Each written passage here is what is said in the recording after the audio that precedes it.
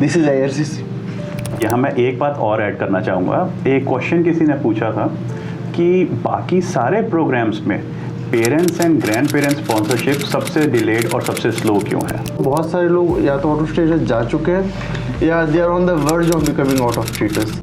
आपने सबसे पहले घबराना नहीं। बच्चे आउट ऑफ स्टेटस जाने के डर से कुछ गलत कदम उठा लेते हैं। बिल्कुल, बहुत सारे ऑप्शंस हैं। This is Lalit from LKP Immigration and I am honored to have today my friend and colleague Mr. Puspesh Mohan, who is also an RCIC, and today we are going to talk on a lot of current issues. Being an immigration consultant, हमारा daily का काम है ये सब issues से deal करना, but how are things doing? आपकी क्या ओपिनियन? देखो, पहली बात तो मैं आपको ये बताऊं कि एंटी इमिग्रेशन से ज़्यादा प्रो इमिग्रेशन वाले लोग उस जगह पहुंचे हुए थे। राइट। तो मुझे ऐसा लगता है कि इमिग्रेशन का फ्यूचर ब्राइट ही है और लोग चाहते हैं यहाँ पे इमिग्रेंट्स आएँ। Because and of the day Canada is a immigrant based country और बिना इमिग्रेंट्स के यहाँ सर्वाइव करना मुश्किल है। See, if you want to see a strong Canada, if you want to see a prosperous Canada for the next 100-200 years, it will be done mostly by immigrants only. It's a fact that old age population is increasing, right? Yeah, it's very high, and in fact, if I give you some picture, it takes taxes from three immigrants for the survival of one old age person, including old age allowance, pensions, medical facilities, everything. So it will be very difficult to build a big, beautiful, strong, powerful Canada without immigrants. Yes, you can regulate, the number of people you allow in. You can also regulate the kind of people you allow in, which we both strongly support. और क्या वजह हो सकता है कि sentiments इतनी suddenly बढ़ गए? देखिए, जॉब एक रीज़न है और इन्फ्लेशन की वजह से महंगाई बहुत बढ़ गई है, तो हर आम बंदे से अफोर्ड भी नहीं होता। फिर कहीं ना कहीं ये फीलिंग भी आती है कि बाहर वाले आ रहे हैं, they have got some special skill set and they are getting the job, but जो यहाँ पे लोकल रेजिडेंट्स हैं they are not getting the job. But as an immigrant हम क्या कर सकते हैं उस फीलिंग्स को सॉल्व करने के लिए? As an immigrant the best thing we can do is to make sure that we are doing our best to contribute to the society. हम कुछ ऐसा ना करें जिससे हमारे ऊपर उंगलियां उठें। पीछे आपने ऐसे बहुत केसेस देखे होंगे। कैलिफोर्निया का एक्सीडेंट, ऊटा की बीहेडिंग, वो भी उन्हीं से था, इमिग्रेंट्स के थ्रू ही। सो बहुत सारे ऐसे इश्यूज हैं, अपने कनाडा में भी। कनाडा में इतने इश्यूज, हमारी कम्युनिटीज़ बहुत बार टारगेट होती हैं कुछ ना कुछ गलत चीज़ों को लेकर। अब मैं सब मेंशन नहीं करूँगा यहाँ पे, बट जैसे ब्रैम्पटन के car insurance rates one of the highest है पूरे GTA में।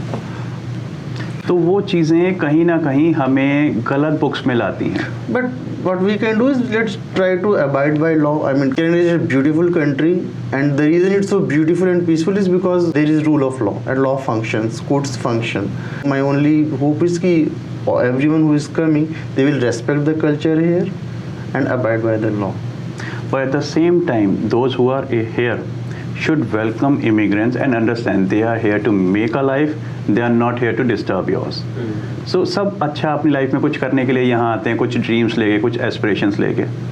अगर आप उन्हें ओपन आर्म्स के साथ वेलकम करेंगे तभी वो इस सोसाइटी का पार्ट हो पाएंगे और इस सोसाइटी में कुछ कंट्रीब्यूट कर पाएंगे। Lot of queries are coming related to this program because lot of people are waiting for their parents to be sponsored, and therefore we thought it would be a nice idea to discuss this program among yourself. Pushpesh जी, थोड़ा सा इस programme की history बताएंगे? तो अभी ये programme पीछे थोड़ा सा लाइमलाइट में भी था, इसलिए ज़्यादा इसकी बात चल रही है। बट ये शुरू कहाँ से हुआ? ये शुरू तब हुआ जब इमिग्रेंट्स यहाँ आते थे, काम करते थे और पैसे जोड़ के वापस अपने घर भेजते थे, क्योंकि सारी फैमिली वहाँ पे थी। तो थोड़े टाइम बाद गवर्नमेंट को रियलाइज़ हुआ कि फंड्स आउटफ्लो ज़्यादा है। गवर्नमेंट ने क्या करा? गवर्नमेंट ने इमीडिएट फैमिली स्पाउस बुलानी शुरू करी ताकि लोग यहाँ पे घर बसा के यहीं रह पाएँ, इटरेशन ना हो। ये करीब कितने साल पहले की बात है? ये पिछले 50 साल 60 साल something. It's a long journey. It's a long journey. उसके बाद भी लोग घर पैसे भेजते थे, फिर उन्होंने बच्चे बुलाने शुरू करे, फिर पेरेंट्स की केयर करनी थी तो भी लोग वापस जाना चाहते थे। तो इमिग्रेंट्स को रोकने के लिए गवर्नमेंट ने पेरेंट्स को भी बुलाना शुरू किया और वहाँ से parents and grand parents sponsorship शुरू हुई। तो ये कोई नई चीज़ नहीं है। अगर कोई अच्छा अर्न कर रहा है और यहाँ पे वेल एस्टैब्लिश्ड है and they have their connections back home as well, so to make sure a good immigrant is staying here and being a part of society, उसकी फैमिली को भी यहाँ PR दी जाती है। एज यू गाइज नो कि जिन्होंने application 2020 में डाले थे उनके अब आ रहे रिक्वेस्ट कि ठीक है आप पीआर की एप्लीकेशन डाल लीजिए, आप अपने पेरेंट्स को बुला लीजिए, but a few nuances are there, a lot of things you know, a few nuances we are going to discuss in this show. First of all, see what exactly is IRCC is going to check. First thing जो IRCC check करे कि क्या आप खुद eligible हो sponsor करने के लिए. सेकेंड चीज़ वो चेक करिए कि क्या रिलेशनशिप जेन्युइन है कि नहीं. और तीसरा, अगर पेरेंट्स आ रहे हैं तो क्या वो खुद आ रहे हैं या वो अपने साथ भी किसी और को लेके आ रहे हैं. तो आज हम इन तीनों चीज़ों पे बात करेंगे. Regarding eligibility of the sponsor, पहली रिक्वायरमेंट तो सीधी सीधी है कि जो स्पॉन्सर कर रहा है या कर रही है वो सिटीजन या परमानेंट रेसिडेंट होना चाहिए. फाइनेंशियल रिक्वायरमेंट्स की कुछ नुएंसेस में आप जानना चाहेंगे? तो फाइनेंशियल रिक्वायरमेंट्स का एक पूरा चार्ट है जिसमें अगर 2 लोगों की फैमिली है तो 47,000 समथिंग, और अगर जैसे जैसे फैमिली बढ़ती है अमाउंट बढ़ रहा है, इतना आपको आपके NOA पे चाहिए लास्ट 3 ईयर्स. इट्स इम्पॉर्टेंट कि NOA ज़रूरी है दिखाना. हाँ, NOA ही वो डॉक्यूमेंट है जिसके थ्रू आप अपनी इनकम यहाँ पे प्रूव कर सकते हैं, ताकि आप फाइनेंशियली इतना स्टेबल अपने आप को दिखा पाएँ कि आप किसी और को स्पॉन्सर करके उसकी लाइबिलिटी अफोर्ड कर पाएँ. और what about those people who are self-employed or who have incorporated? Those who are incorporated, वो भी उनके पास भी नोटिस ऑफ असेसमेंट्स होंगे, और अगर नहीं हैं तो वो कंपनी के डॉक्यूमेंट्स लगा के उसके थ्रू दिखा सकते हैं. उसके साथ उन्हें अपने AOA भी देने पड़ेंगे. एक चीज़ और मैं जोड़ना चाहूँगा कि इसमें they have to be mindful कि अगर उन्होंने पहले भी किसी को स्पॉन्सर किया हुआ है तो they have to count that also in the family sense. बिल्कुल ललित जी, और इसके साथ और बहुत सारे पॉइंट्स हैं. अगर किसी के ऊपर कोई क्राइम है, कोई इंडिसमिसिबिलिटी है, या वो पिछला उन्होंने कोई लोन लिया वो नहीं चुका पाए, बहुत सारे ऐसे रीज़न हैं जिसकी वजह से वो इनएलिजिबल हो जाते हैं अपने पेरेंट्स को स्पॉन्सर करने के लिए. ऑफ कोर्स अगर आपको ये चेक करना है कि आप एलिजिबल हो कि नहीं या आपके कोई नोन है तो please contact us. There are many nuances to this part, but this is very crucial. This is the first thing that IRCC checks. आपके पास PR कार्ड है या सिटीजनशिप है कि नहीं है, एंड देन फाइनेंशियली क्या आपकी स्थिति है. नेक्स्ट जो चीज़ इंपॉर्टेंट है कि रिलेशनशिप जेन्युइन है पेरेंट्स के साथ, वो आपको प्रूव करना पड़ेगा.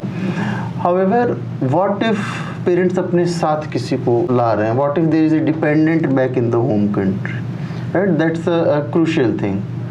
See, IRCC का clearly mention है कि if a single child, means unmarried child, is below 22 years, he or she can be considered as dependent. But if someone is above 22 and they have some medical or physical history, they can also be considered dependent and can be brought along with parents. But key thing is they may be. So there are again lot of nuances and lot of proof is needed. It's not easy, but theoretically speaking, it's possible in some very rare and specific scenarios. Right. And one more thing I would like to just as a side note, that the person above 18 can sponsor, so he is adult enough to sponsor, whereas in IRCC's own views, a person 22 or less is not adult enough and he or she can qualify as a dependent. It's just a side note. This is IRCC. यहाँ मैं एक बात और add करना चाहूँगा. एक question किसी ने पूछा था कि बाकी सारे प्रोग्राम्स में parents and grand parents sponsorship सबसे डिलेड और सबसे स्लो क्यों है. Yes. इसके लिए कहीं ना कहीं जो रीज़न मुझे समझ में आता है कि कोई भी यहाँ पे जब पेरेंट्स आते हैं, our parents are at an age जहाँ उनको थोड़ी सी मेडिकल हेल्प और मेडिकल रिक्वायरमेंट्स हैं, और वो मेडिकल नेसेसिटीज़ का बिल गवर्नमेंट के ऊपर पड़ता है. Though it's always covered in our taxes that we pay, but ठीक है, गवर्नमेंट को वो इंफ्रास्ट्रक्चर भी रेडी करना है. That is the reason parents और ग्रैंड पेरेंट्स की PR बहुत डिले चलती है. And that's the reason IRCC specifically wants you, it encourages you, it forces you to go for supervision. But कई ऐसी फैमिलीज़ होती हैं जो कोई सुपर वीज़ा के साथ आपको मेडिकल खुद अफोर्ड करना है. कई ऐसी फैमिलीज़ हैं जो बहुत टाइम से यहाँ पे हैं, बट वो मेडिकल नहीं अफोर्ड कर सकते या नहीं अफोर्ड करना चाहते अपने पेरेंट्स के लिए, और एट द सेम टाइम वो अपने पेरेंट्स को वापस भी नहीं भेजना चाहते. अभी जैसे पीछे इन्होंने सिर्फ 10,000 का ड्रॉ निकाला था और उसके लिए 17,000 समथिंग एप्लीकेशंस मंगवाई थी. They are expecting 10,000 complete applications. So जिनको एप्लीकेशंस आ गई उनको कॉन्ग्रेचुलेशंस, पर जिनको नहीं आई वो क्या करें. So there are many ways by which you can get PR for your parents and grandparents. मैं सारी तो यहाँ नहीं डिस्कस करूँगा, but yes you can contact us and I will guide you the best possible way according to your situation, and उसको हम आगे workout कर सकते हैं। स्पेशली एक टॉपिक मैं बहुत ज़्यादा फील करता हूँ इस बारे में। मेरे साथ पास भी कई क्वेरीज आती है, मेरी अपनी कम्युनिटी के भी काफ़ी लोग हैं जो या तो आउट ऑफ स्टेटस जा चुके हैं या they are on the verge of becoming out of status. तो वो क्या करें, उनके लिए क्या हम सलाह दे सकते हैं, क्या बात कर सकते हैं उनके लिए? ललित जी, ये बहुत ही बर्निंग टॉपिक है इस टाइम, आउट ऑफ स्टेटस होना। कई अपने स्टूडेंट्स या जो वर्क परमिट पे थे यहाँ, अब उनका स्टेटस एक्सटेंड नहीं हो पा रहा है किसी वजह से, एंड वो बहुत परेशान है। सो पहली चीज़ तो मैं ये कहूँगा, कोई गलत कदम ना उठाएं, बिकॉज मैंने ऐसे कई केसेस सुने हैं और देखे भी हैं जहाँ बच्चे आउट ऑफ स्टेटस जाने के डर से कुछ गलत कदम उठा लेते हैं। बिल्कुल, बहुत सारे ऑप्शंस हैं, स्टडी एक्सटेंशन का ऑप्शन है, वर्क परमिट का ऑप्शन है, LMIS के ऑप्शंस हैं, बहुत सारे और ऑप्शन प्रोविंसेस से मूव प्रोविंस चेंज या अप नॉर्थ जाके रूरल कम्युनिटीज़ में बहुत ऑप्शंस हैं। ऐसा नहीं है कि अगर आपका स्टेटस खत्म हो रहा है तो that's the end of world, that can be worked out, but for that you need a professional approach. Yes guys, please talk to a professional. Please don't wait for the last moment. Right. थोड़ा सा भी अगर पहले pre planning कर लें तो help us serve you in a much better way. You are absolutely right Lalit ji, और इसके लिए मैं यही सबको सजेस्ट करूँगा, कंसल्ट कीजिए, मिलिए, हमें बताइए हम आपकी कैसे हेल्प कर सकते हैं, and we will try our best. we will and it's not something that we cannot deal with. We can deal with provided आप सही समय पे हमसे मिलें। Please call us if you know someone जिसको जरूरत है। सो हाउसिंग मार्केट के बारे में मैं अपने व्यूअर्स को बता दूं कि mister Pushpesh is also an expert in housing market. So please tell us about the relation between immigration and housing market. This is a very interesting question. See, कहीं पर भी जब पॉपुलेशन बढ़ती है, जब इमिग्रेंट्स आए and they started working, they started earning, so हर कोई, आप भी, मैं भी, हमारे व्यूअर्स भी, हर कोई चाहता है उसका एक घर बने। बिल्कुल। सो इतने घर तो हैं भी नहीं कनाडा में, और इतना तो कनाडा रेडी भी नहीं है। एंड कनाडा के साथ प्रॉब्लम क्या है, सारी पॉपुलेशन सदर्न मोस्ट लाइन पे बेस्ड है, नॉर्थ में इतनी पॉपुलेशन है नहीं। सो उसी टाइम इस एरिया पे बहुत ज़्यादा हाउसिंग प्रेशर हो गया। एज अ रिजल्ट इन्फ्लेशन बढ़ गई, हाउसिंग रेट्स बढ़ गए, कहीं ना कहीं इन्फ्लेशन बढ़ने की वजह से इंटरेस्ट रेट भी बढ़ गए।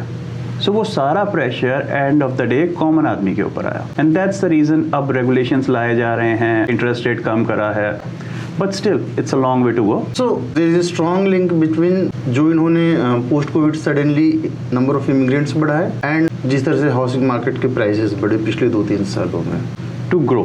Okay. So they started calling more people, and as a result अभी वो उस तरह से रेडी नहीं थे, तो हाउसेस प्रिपेयर नहीं थे, बाकी कोई इंफ्रास्ट्रक्चर नहीं था, मेडिकल फैसिलिटीज़ नहीं थी, एंड दैट्स द रीज़न इतना जो मार्केट में इशू हो गया, इतना हैवक क्रिएट हो गया, that is all because of that. And यहाँ मैं अपने व्यूअर्स को अपनी ओपिनियन ये शेयर करना चाहूँगा कि it's kind of a 1-2 double sucker punch. पहला punch was COVID and then immediately now we are facing a economic downturn. So it's a double whammy on the economy and nobody has survived that. Because of that suddenly चूँकि boom हुआ और फिर sudden burst हो रहा है, इसलिए इतना employment के फिगर्स इतने ख़राब हो रहे हैं। एंड जब इकोनॉमिक प्रेशर आता है तो obviously people do get angry कि भाई हमारी जॉब्स जा रही हैं, हमारे घर इतने महंगे हो गए, कॉस्ट ऑफ लिविंग इतना बढ़ा हुआ है, एंड कहीं ना कहीं तो वो गुस्सा निकलेगा ना।